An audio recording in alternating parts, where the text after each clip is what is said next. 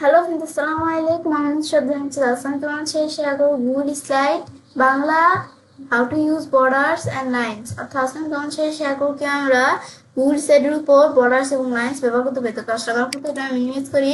Minimise করা আমাদের কাজটা করবো, সেই ক্ষেত্রে আমাদের জিমেল অ্যাকাউন্ট সাইন করা থাকতে হবে। তারপর আমরা এখানে ক্লিক করলে গুগল স্লাইড ওপেন হয়ে যাবে। ওপেন হওয়ার পরে আমি চাইলে আমাদের রিসেন্ট প্রেজেন্টেশন, ব্ল্যাঙ্ক প্রেজেন্টেশন বা টেমপ্লেট নিয়েও করতে পারি। আমি ধর এখানে একটা ব্ল্যাঙ্ক প্রেজেন্টেশন নিলাম, বা আমি ধর আমার এই রিসেন্ট প্রেজেন্টেশনটা নিলে কিন্তু আমাদের এখান থেকে কিন্তু আমাদের বিষয়টা এদের ওপেন হয়ে গেল। তো আমি ধর এই বিষয়গুলো আমরা এদের এখানে একটা পিকচার নিলাম, কাজটা তোমাদের দেখানোর সুবিধার্থে। তারপর ধর আমি এখানে আসার পরটা আমি ধরো এদিকে আসার পর শেপস আসার পর ধর একটা শেপস নিলাম। ব্যাস নেওয়ার পরে তারপর শেপসটা তো একটা কালার দিয়ে নিই আমরা। দেওয়ার পর আমি ধর এই বিষয়গুলো একটু ছোট করি। ধর এটা আমাদের কি ক্রপ অপশন চলে আসছে, আমি ধর এটা একটু ছোট করি। ব্যাস আনার পরে তারপর এটা আমি ধর একটু ছোট করি।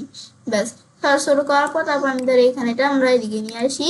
তারপর আমি ধর এখানে কি করবো, আমি ধর এই যে এখানে আমরা কোন জায়গা থেকে যে এখান থেকে ধর একটা আমার লাইন কোনটা নিলাম, ধর এই যে এরকম একটা সোজা লাইন নিলাম। ব্যাস নেওয়ার পর তারপর আমি যদি বাইরে কাজটা রাখি। এখন প্রথমে আমি পিকচার থেকে আমরা দেখাই। তো এখানে আসার পর আমি যদি এখন ফরম্যাটে আসি, তো এখন বর্ডার্স এন্ড লাইন এটার মধ্যে আমরা কিন্তু এই পিকচারের মধ্যে এখানে বর্ডার কালার দিতে পারি। তার আমি যদি যেখান থেকে আমরা কি কালার দিব, বর্ডারের কালার এটা দিলাম, চলে আসলো।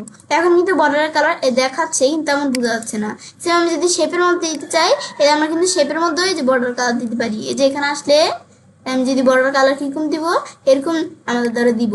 তা আমাদের কিন্তু বর্ডার কালার আমাদের এখান থেকে দেখা যাচ্ছে হালকা, কিন্তু বোঝা যাচ্ছে না। সেম আমি ধরো এখান থেকে এইটার মধ্যে এইটা সিলেক্ট করে এটার মধ্যে ধর একটা বর্ডার কালার দিব, কেমন এরকম দিলাম। ব্যাস এখানে কিন্তু এগুলো বিষয়গুলো আসছে, কিন্তু এখানে কিন্তু তেমন বোঝা যাচ্ছে না। তো এখন আমি যদি আমরা আমাদের এই ফর্মেটে আসার পরে এই বর্ডার্স এন্ড লাইন্সে আসার পর বর্ডার উইথ, তো বর্ডার উইথ যদি আমরা আবার বাড়িয়ে দিই, এদেরও বর্ডার উইথ বাড়ানোর পরে কিন্তু আমরা বিষয়টা স্পষ্টভাবে দেখতে পাচ্ছি।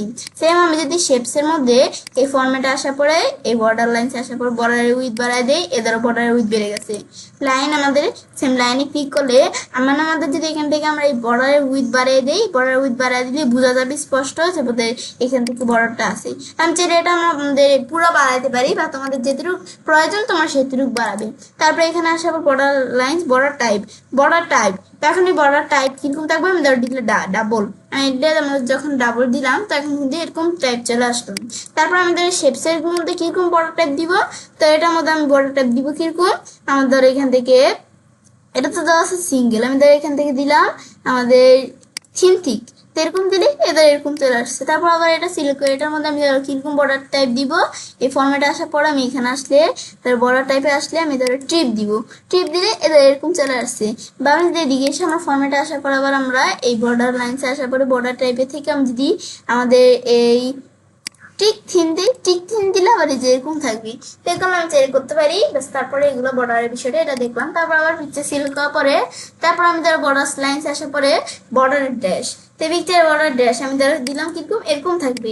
ব্যাস দেখো বর্ডার ড্যাশ কিরকম এরকম চলে আসছে। তারপর আমি ধরো শেপের এখানে আসার পরে শেপসের বর্ডার ড্যাশ কিরকম থাকবে, তো এই শেপসের দ্বারা বর্ডার ড্যাশ আমি ধরো দিলাম এরকম থাকবে। তো দিলে ধরো এরকম বর্ডার ড্যাশ চলে আসছে শেপসের মধ্যে।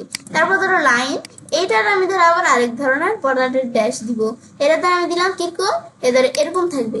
দিলে এদের কিরকম বর্ডার ড্যাশ চলে আসছে। ব্যাস এবার কিন্তু আমি এগুলো দেখতে পারি।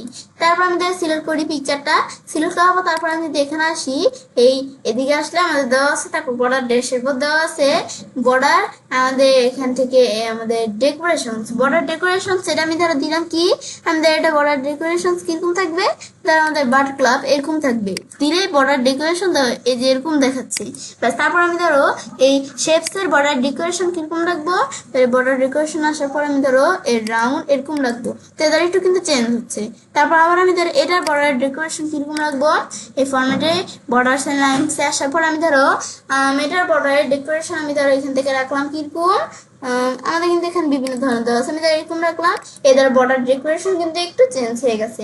এটা তোমার একটু খেয়াল করে দেখলেই বুঝতে পারবে চেঞ্জ হয়। তারপর আমি যদি এখান থেকে আমরা আবার এই পিকচার সিলেক্ট করি, তারপর আমাদের এখান থেকে আমরা বর্ডার ডেকোরেশন এই বিষয়গুলো আমি সিলেক্ট করতে পারি। ব্যাস আমি কিন্তু এখানে দেখলাম বিষয়গুলো কি কাজ করে। দেখো আমি যদি বাইরের কাজটা রাখি, বেশ বিষয়টা হয়ে গেল। তো আমি সেটা কাজটা করতে পারি।